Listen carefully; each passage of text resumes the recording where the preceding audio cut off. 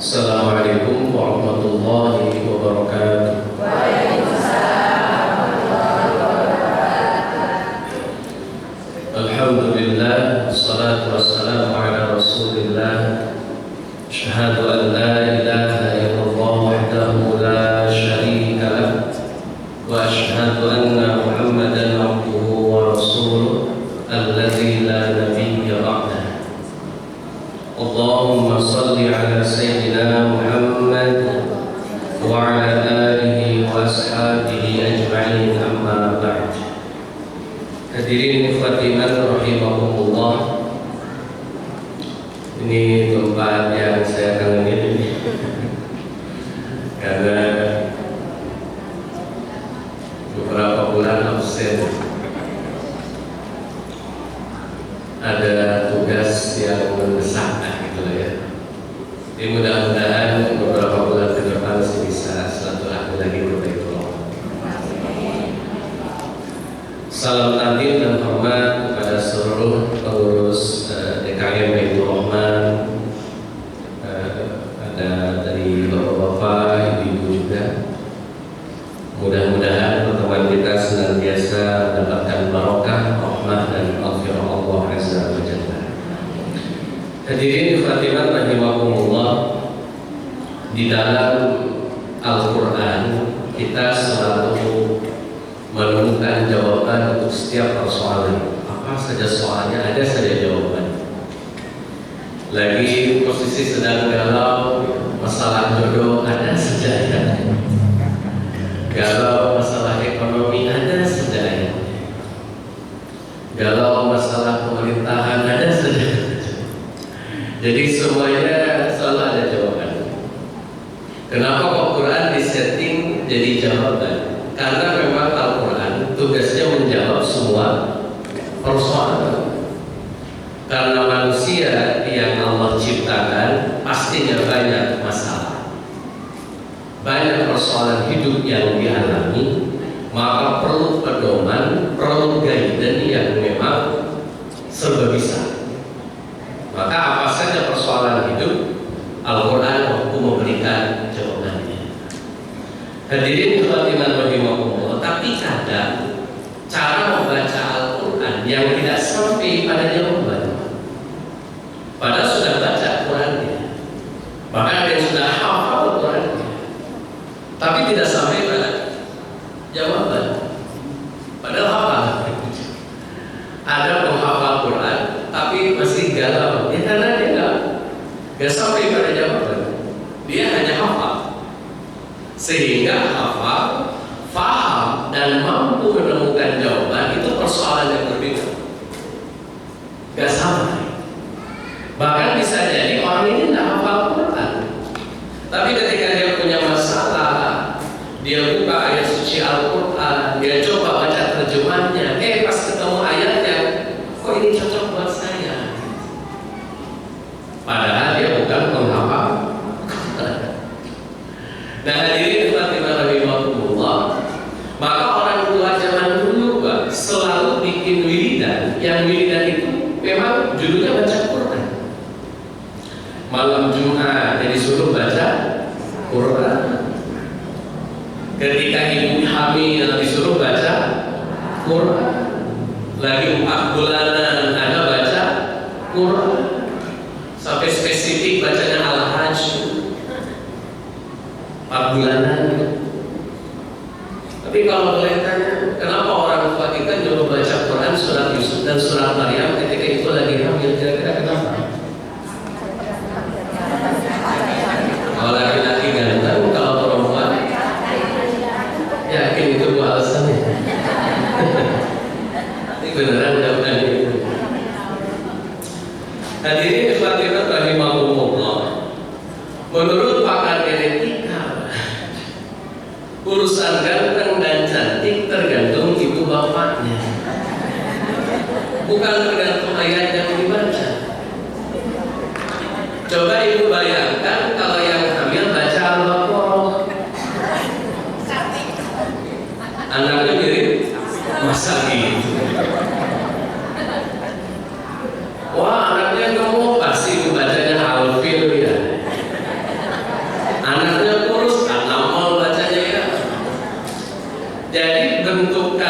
fisik bayi bukan disebabkan surat apa yang dibaca. Maka orang tua dulu bukan ingin supaya anaknya ganteng kalau laki-laki, cantik kalau perempuan, bukan. Supaya Quran yang dibaca itu jadi guidance, jadi petunjuk, jadi jawaban kalau si anak, si ibu menemukan persoalan hidup. Karena kan rohnya tadi, Quran itu harus jadi jawaban. Maka hafal, paham, dan menemukan jawaban itu perkara yang berbeda. Orang yang paham belum tentu menemukan jawaban. Orang yang hafal pun belum tentu menemukan jawabannya. Bahkan yang tidak paham, tidak hafal, ada saja ketemu jawabannya di Quran. Saya ingin breakdown terkait dengan surat Yusuf dan Maryam agar dua surat ini kita pahami sebagai jawaban atas persoalan hidup yang kita alami. Hadirin hadirat rahimakumullah, kalau Bapak Ibu baca surat Yusuf dan surat Maryam itu dari awal sampai akhir surat isinya adalah drama. Bahkan lebih keren daripada drama Korea.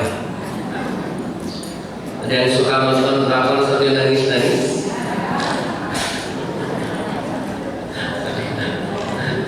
Ya kalau ibu nonton bapak ngetan aja. Jadi kalau drama Korea itu kan fiksi. Kalau Yusuf dan Maryam itu bukan cerita fiksi, itu cerita nyata yang dibukukan oleh Allah. Dan isinya dramatis, sangat dramatis. Kita berikan satu-satu tentang surat Yusuf, nanti geser ke surat Maryam. Bagaimana dramatisnya seorang Yusuf dan seorang Maryam menjalani kehidupannya. Nanti kesimpulannya ini, orang tua kenapa nyuruh kita baca surat Yusuf, surat Maryam? Kesimpulannya supaya anak yang dikandung, ibu yang mengandung paham bahwa hidup itu penuh tantangan dan ujian seperti halnya yang dialami Yusuf dan Maryam. Hidup tidak lompong-lompong saja, Bu. Hidup tidak lurus-lurus saja, Pak.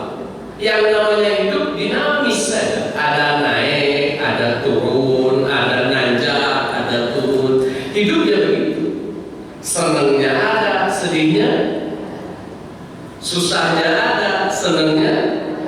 Lebih sering senang, lebih sering susah.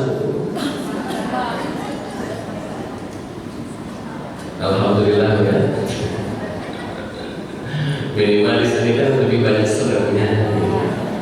Nah, hadirin rahimakumullah, contoh dinamika yang dijalani oleh seorang Nabi Yusuf. Dari mulai kecil punya musuh. Siapa musuhnya? Waktu Nabi Yusuf masih kecil, siapa musuhnya? Saudaranya. Ternyata musuh bukan orang lain, malah saudara sendiri. Kadang-kadang saudara jadi musuh ya. Di sini ada begitu? Nggak ada ya. Alhamdulillah. Yusuf doang begitu. Kasihan Yusuf itu, saudaranya jadi musuh. Di sini mah nggak ada ya. Saudaranya buyut semua di sini, masya Allah.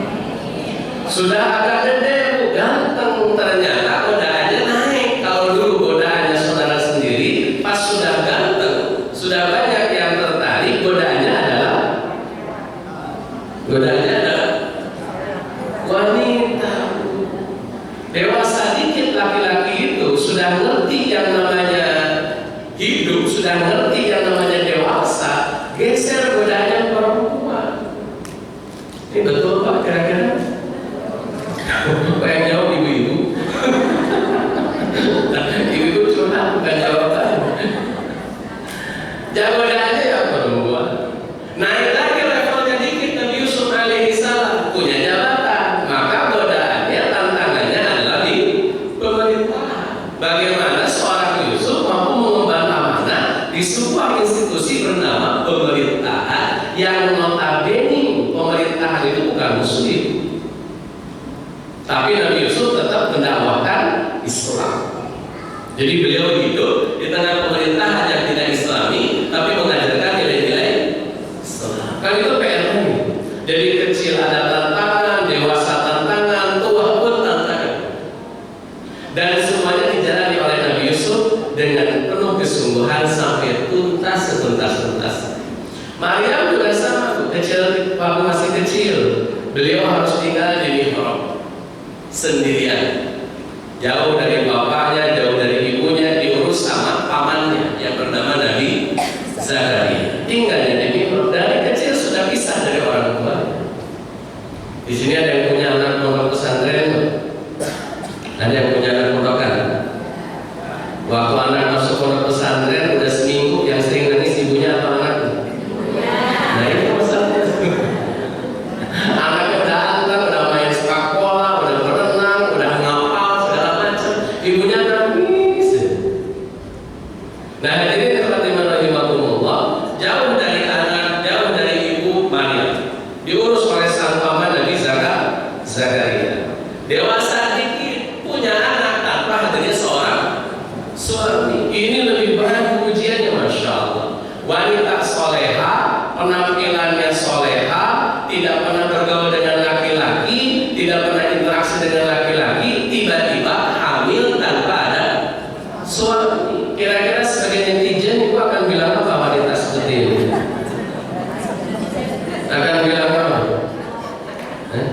Ini ada misalkan di YouTube wanita soleha, pokoknya sholat, ibadahnya tiba-tiba hamil tanpa bapak. Kira-kira itu bilang apa di komentar? Walah, ini sebel, sok suci. Tapi Maryam betulan tidak punya suami dan bukan karena zina punya anak. Tapi mohon izin, kalau ibu ada di zaman Maryam, kira-kira ibu termasuk yang pro Maryam atau kontra sama Maryam? Kira-kira?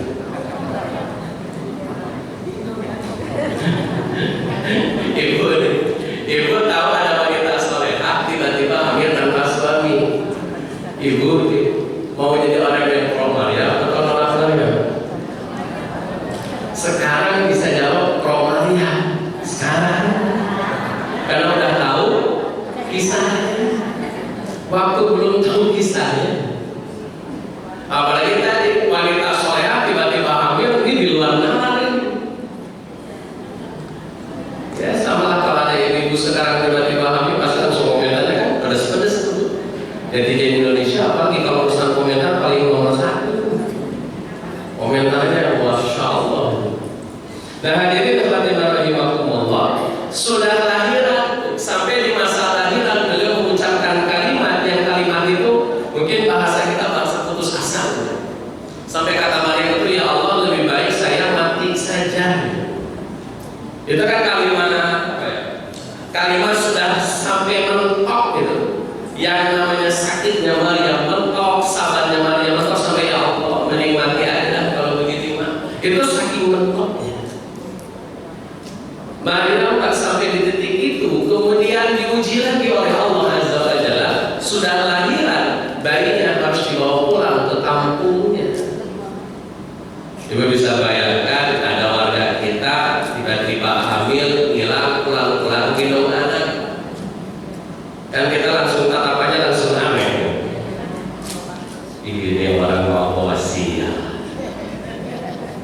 langsung kehujatan saja. Nah hadirin rahimahumullah, Maryam mengalami proses tadi, dan itu untuk mengajarkan kepada ibu yang sedang hamil dan anak yang sedang dikandung.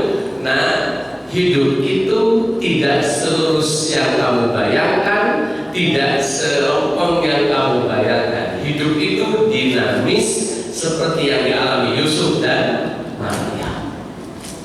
Semudah-mudahnya ujian, kalau orang yang belum siap akan terasa sulit. Dan sesulit-sulitnya ujian, kalau